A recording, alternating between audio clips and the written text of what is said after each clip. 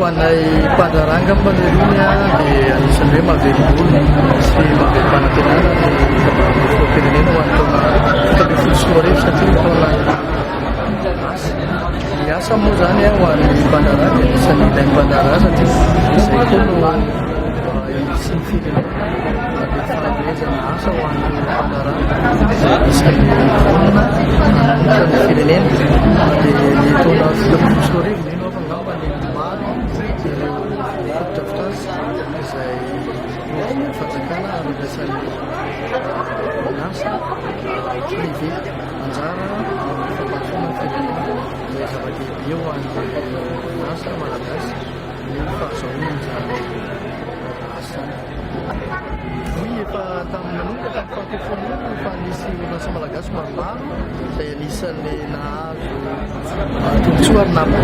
nampisandratra indray ny fahaiza malagasy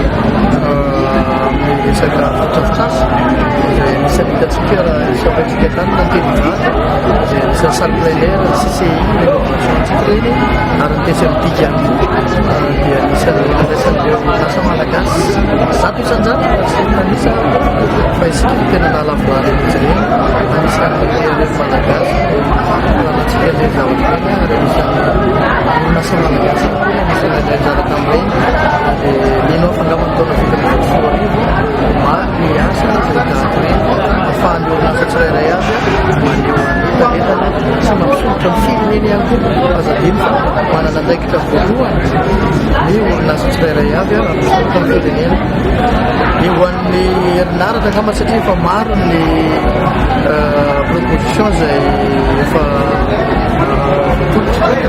firenena isan'izany reny mpanao solaire anisan'izany reny anko reny izay torodrano izay anisan'ny tena manampy antsika be dehibe satria ireo torodrano reo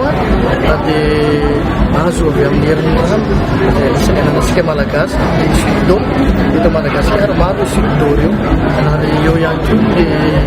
éolienne izay anisan'ny efa hotranatsika mino afangambany amin'ny taona manaraka ho avy eo tsisy ny délestage eto Madagasikara izay anisan'ny mampitokaika vahoaka ary